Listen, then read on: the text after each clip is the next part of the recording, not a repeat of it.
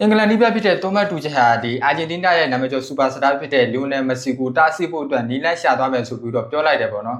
အဲ့တော့ဒီအင်္ဂလန်ဒီပြဆိုလို့ရှိရင်ဒါလီယိုနယ်မက်ဆီနဲ့ဒါအများကြီးကြုံတွေ့ခဲ့ရတဲ့ဒါဒီပြတော့ပြန်ပဲဖြစ်ကြုံတွေ့ရတဲ့ဒီပြတော့မဟုတ်ဘူးပေါ့ဒါပေမဲ့ဒီတစ်ချိန်မှာတော့သူအတက်နိုင်ဆုံးဒီအကောင်းဆုံးတွေကိုပဲဒီလီယိုနယ်မက်ဆီအတွက်တားဆီးဖို့လုပ်သွားမယ်ဆိုပြီးတော့ဒါပြောထားတယ်ပေါ့နော်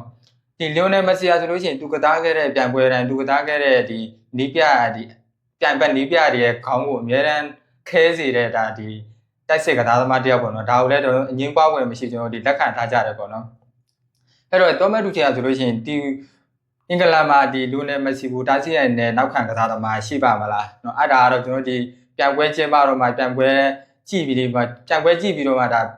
ဆုံးဖြတ်ရမယ့်အနေထားပေါ့နော်ကိုကတော့ဒါစကလုံးအနေနဲ့ဒါဘယ်လိုပြောရမလဲဒီပြတွေကဒါတရင်သားရှင်းလင်းပွဲတွေမှာဒါပြောထားတာပေါ့နော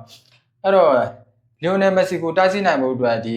အင်္ဂလန်မှာဆိုလို့ရှိရင်ခံစစ်ကစားသမားတွေကအများကြီးမရှိဘူးတကယ်လို့ခံစစ်တီးတက်မှုပဲနဲ့ဒီလီယိုနယ်မက်ဆီကိုဒီကွင်းလေအမှုတက်စစ်ကစားသမားတွေကကြုံဝင်ကြုံလို့ဒီတက်စစ်မယ်ဆိုလို့ရှိရင်တော့ဒါကတော့ဒီတက်စစ်နိုင်လို့ရှိရင်တော့ဒါသူတို့အတွက်အောင်မြင်ကောင်းအောင်မြင်မှာပေါ့နော်ဒါကတော့ဒါဒီနီးပြဒီတိုမတ်တူချယ်နဲ့ပဲတက်ဆိုင်တယ်ပေါ့ဒီလီယိုနယ်မက်ဆီနဲ့ပတ်သက်လို့ရှိရင်လီယိုနယ်မက်ဆီအခုကမ္ဘာ့ဖလားမှာအသက်39နှစ်ပြည့်နေပြီပေါ့အသက်69နှစ်ပြည့်လို့ပြင်ညာတော့လည်းပဲဒါသူဟာသူတို့ရှင်တကယ် greater ကစားသမားဖြစ်နေတယ်ဆိုတဲ့အကြောင်းဖြစ်နေတော့ပဲဆိုတဲ့အကြောင်းကိုလည်းဒါဒီ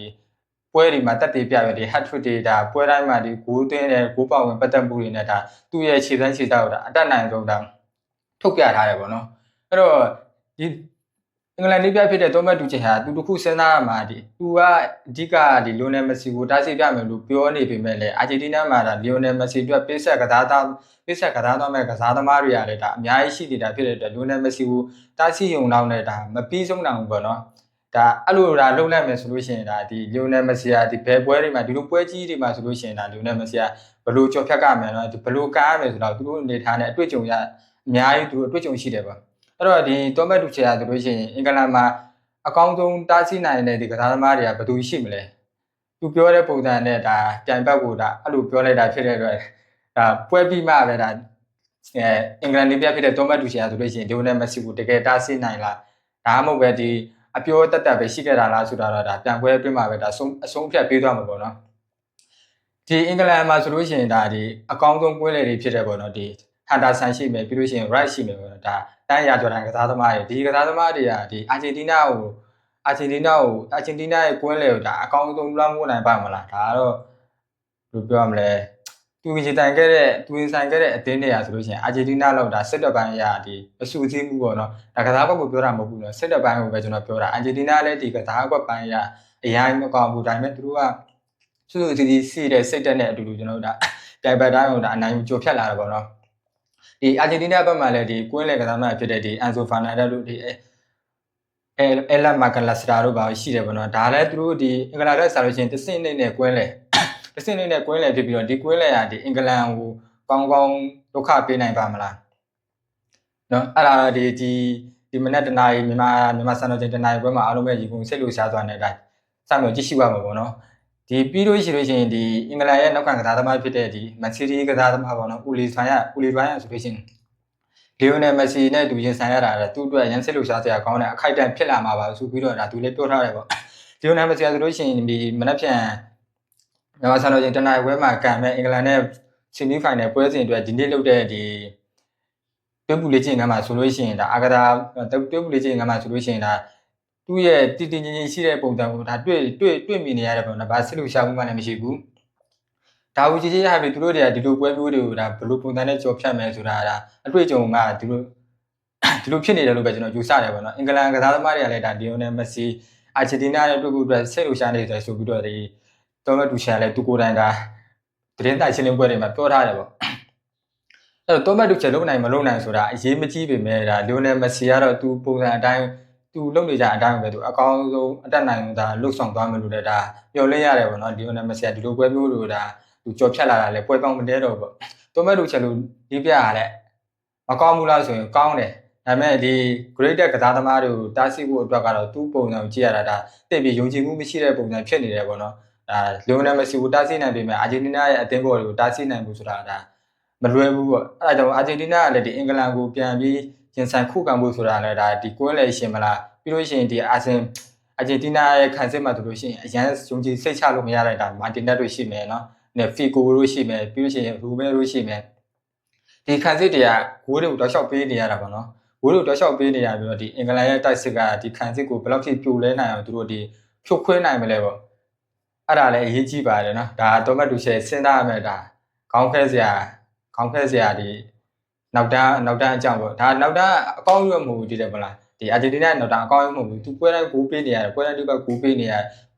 ပြင်မဲ့နောက်တန်းဂိုးပေးနေရပြင်မဲ့ဒီရှေ့တန်းမှာဆိုလို့ရှိရင်ဒါနောက်တန်းဂိုးဘက်လောက်ပေးရ2ဂိုးလိုက်ရှေ့တန်း2ဂိုးလိုက်သွင်းမယ်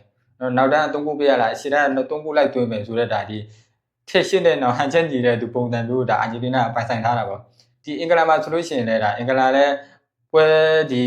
ကမ္ဘာဖလားပွဲဥစုပွဲစဉ်ဒီအစပိုင်းမှာဆိုလို့ရှိရင်ကစားပုံတိတ်မကောင်းပေမဲ့ဒီဥစုဒီပွဲတွေကြော်လာတဲ့ဒီရှုပ်ထွက်အဆင့်တွေမှာဆိုလို့ရှိရင်ဒါကစားပုံတွေအနေငယ်ပြန်ကောင်းလာပြီးတော့မက္ကဆီကိုနဲ့ပွဲမှာဆိုလို့ရှိရင်ဒါသူတို့ရဲ့ကစားပုံကောင်းလာတာတို့ထင်သာမြင်သာမြ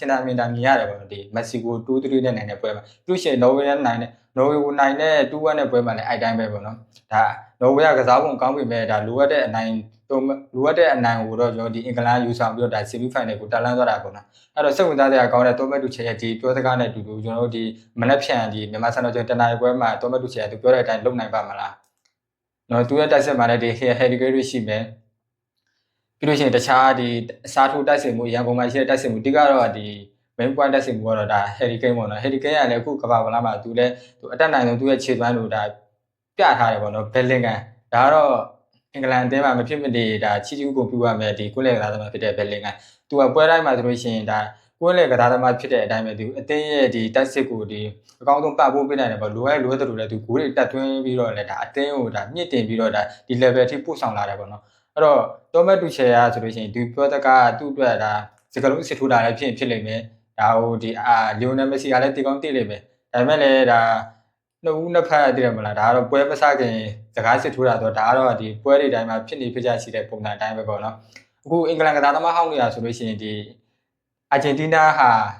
ဒီဂျူဘလီဂန်ကိုတားဆီးရမှာဖြစ်ပြီးတော့အင်္ဂလန်ဟာဒီအာဂျင်တီးနားရဲ့ဒီ greater ကစားသမားဖြစ်တဲ့လီယိုနယ်မက်ဆီကိုတားဆီးသွားမှာမဟုတ်ဘူးဆိုတဲ့အကြောင်းကိုလည်းသူဒီအင်္ဂလန်ကစားသမားဟောင်းတွေကလည်းဒါဒီ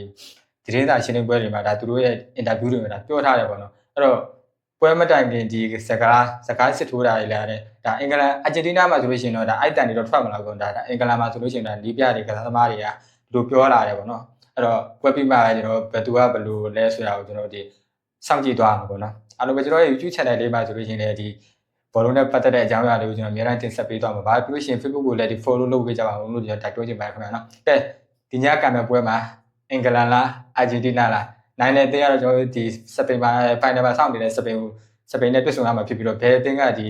2026ရဲ့ဒီကမ္ဘာချန်ပီယံဖြစ်သွားမလဲဆိုတာကိုရေကုန်စိတ်လုံရှားသွားနေကျွန်တော်တို့ဒီစောင့်ကြည့်အားပေးကြတယ်ပေါ့နော်အားလုံးကိုကျေးဇူးတင်ပါတယ်ခင်ဗျာ